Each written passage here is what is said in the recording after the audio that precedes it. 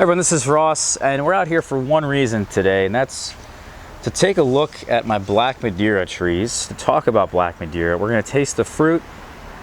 We're now in the beginning to mid-September, and this is really when they start to come in, assuming you have a greenhouse here. This is undoubtedly, though, worth putting in the extra effort to get this fruit to ripen, because it's got to be, I mean, it is, in my opinion, it is one of the best, if not the best fig that exists in terms of flavor. It has an incredible flavor to it. You can also see just how crazy productive this is. It really is the picturesque fig for productivity. And it's like this on every branch. Every node has a fig. It has such a dense node spacing because it has such a low vigor.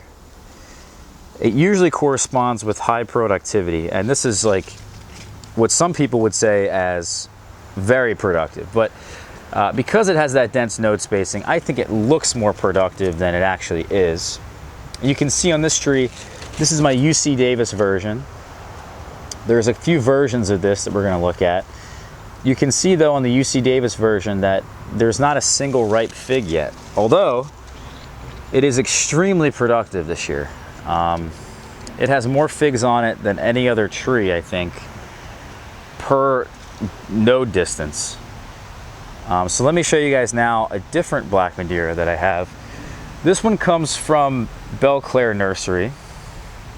And yes, Belclair Nursery actually had their own sort of version of a Black Madeira. This is a Black Portuguese from Belclair Nursery, and I have a feeling this is probably Violetta. It could be a little different. You can see the 5 lobes there, but then again, I have a Black Madeira that's showing 5 lobes right now.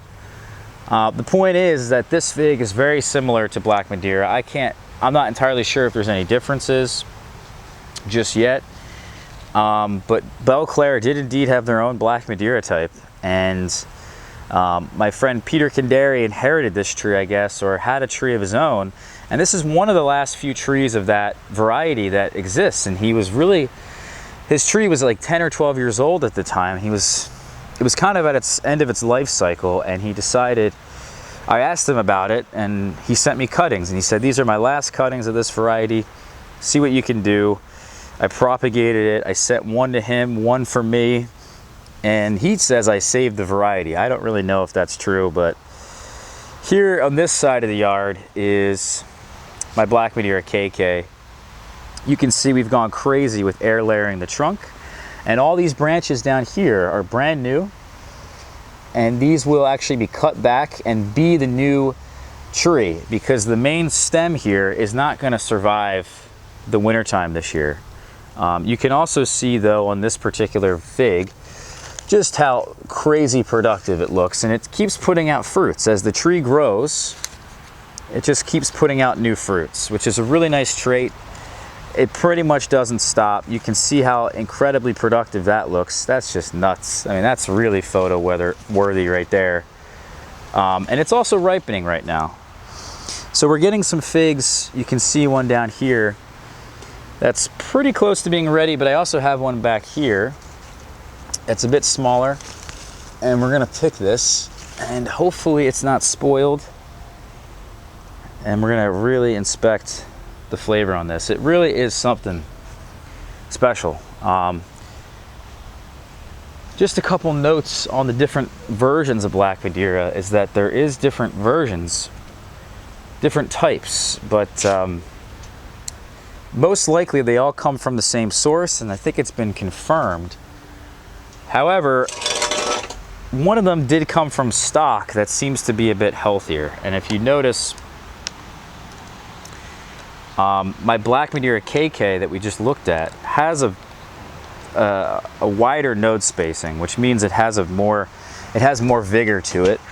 And because it has more vigor, it actually seems to be a little bit less productive, even though it put out, I think, actually overall less fruits.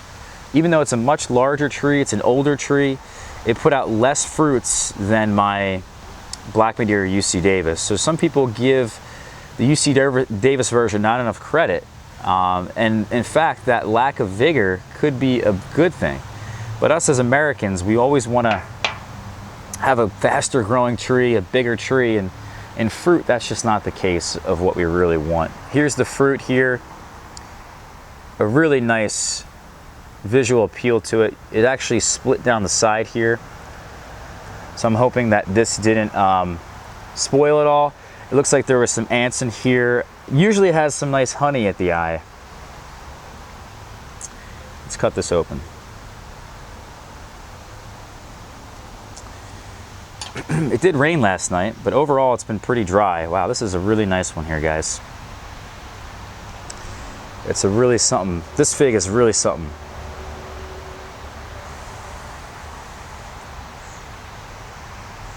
So it smells great. And I want to show you guys the inside now. Really got some pools of honey in there. It's quite a beaut.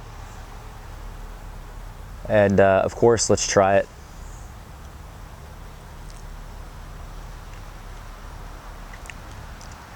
Really awesome.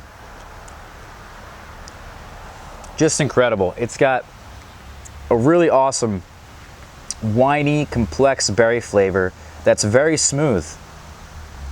And it's very smooth in the fact that it really just hangs on your tongue for quite some time.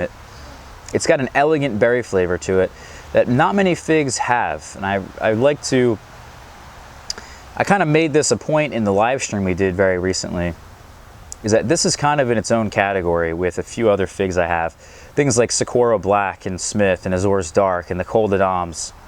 They really have that winey berry flavor to it that's just really impressive. I wouldn't even call this acidic because it's just not. Maybe when it's a bit underripe.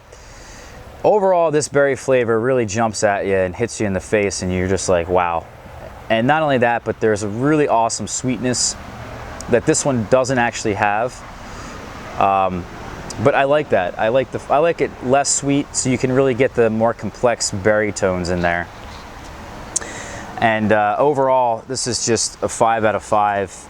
Easily one of the best tasting figs I have. When caprified and grown in California, it's incredible. Even here in a colder climate, a shorter season climate, you can achieve this quality after a number of years. You'll get this, and it's just one you got to try. It's one you got to have. It's one that's a fig that is highly regarded among all fig growers who have tried many different varieties. There is no one that says a bad thing about it in terms of its flavor. And it has just earned a spot in, I think, the history of figs. It really is a fig that I think is going to be around for a very long time. It's not going anywhere. You know, there's no one out there that is going to find the next best fig that is going to replace this anytime soon. You know, this is a fig that will always have some sort of reputation, and that's why I put one in the ground, so that I can have a better production of trees and cuttings from it. It's just a great idea, I think, to have one of these and to put one of them in the ground. So yeah, that's Black Madeira, guys. I hope you enjoyed this little video here. There's more we could talk about. We have talked about more when talking about Italian 258. Go back and see those videos. If you're interested in more videos, we have a playlist that has been talking about all these different fig tastings that we did this year. And also subscribe and share the videos with someone you know who might be interested in these videos, or someone who is interested in, who is growing figs or might be interested in growing figs. Share this video with them, guys. Anyway, we'll talk to y'all soon. Take care, everyone. We'll see you for tomorrow's video.